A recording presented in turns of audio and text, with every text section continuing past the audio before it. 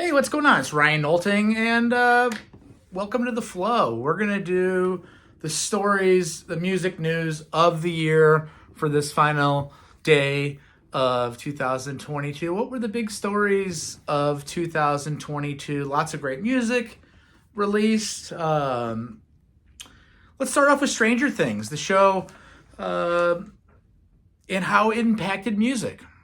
Kate Bush running up that hill goes to number one. 38 years after it came out. Metallica has a resurgence with young kids. The Master of Puppets. Ghost, right? Swedish death metal band. They come out with one of the highest charting metal albums in 30 years. Take a listen to the band Ghost. Pantera reunites. So Dimebag Darrell dies about 18 years ago. His brother Vinnie Paul dies of cancer 4 or 5 years ago. We have Phil Anselmo and Rex Brown still alive. They want to get this band back together, and who do they grab?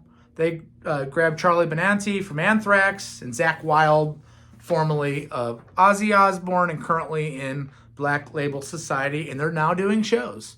In 2023, they'll do a huge tour of Metallica.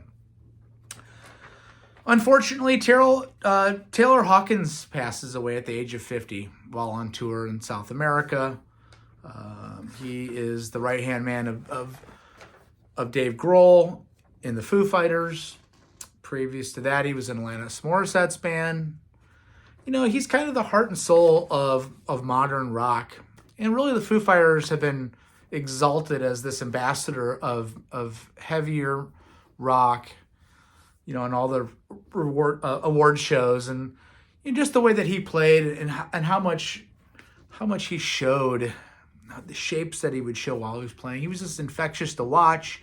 By the way, he makes my list on my top 50 drummers of all time. Subscribe to this channel. Watch all this content. There's going to be daily content on jazz fusion, but mainly rock and roll.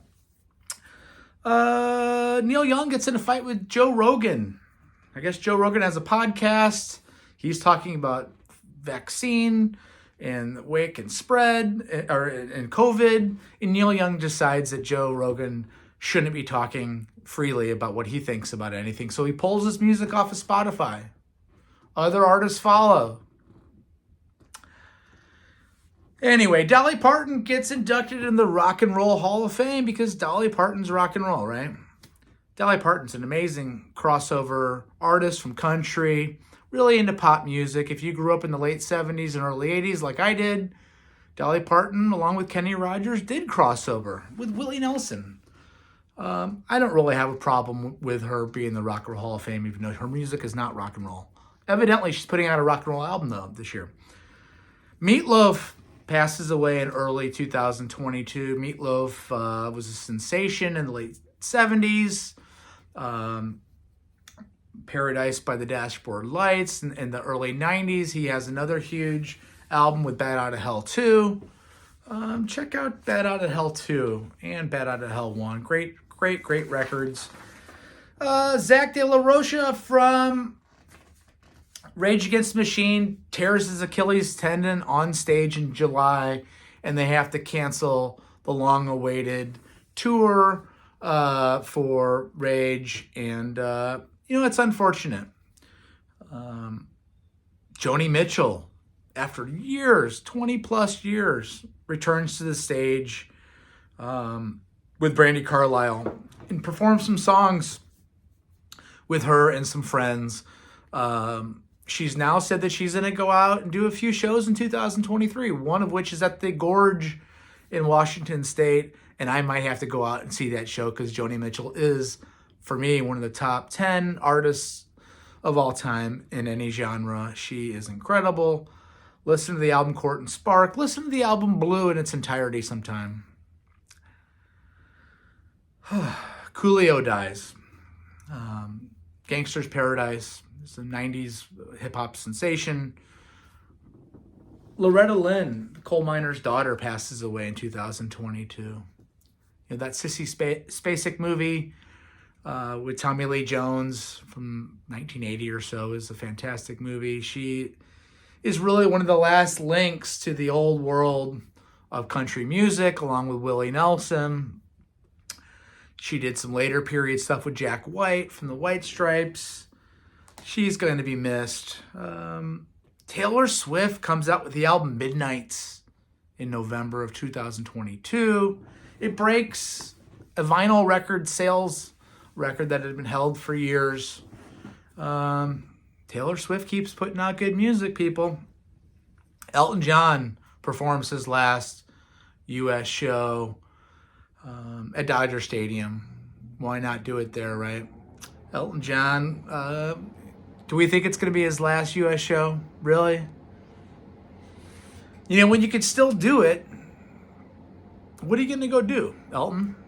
You know, after your European tour's over. Anyway, we hope it's not his last show, but if it is, he went out in style. Christy McVie dies.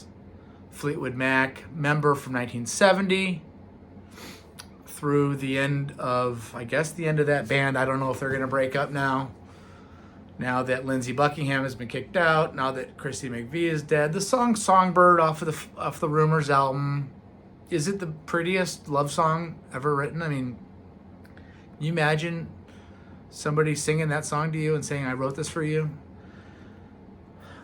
You make love and fun. Don't stop.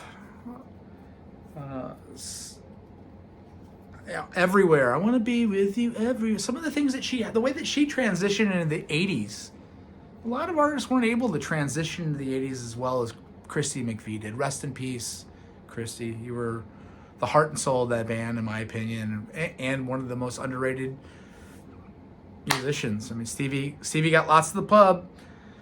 And lastly, Judas Priest finally gets inducted in the Rock and Roll Hall of Fame. The Rock and Roll Hall of Fame finally did something right. They took a band that innovated heavy music. You know, Sabbath comes along, Deep Purple comes along. Priest comes with a 2-guitar attack with a synchronized guitar playing.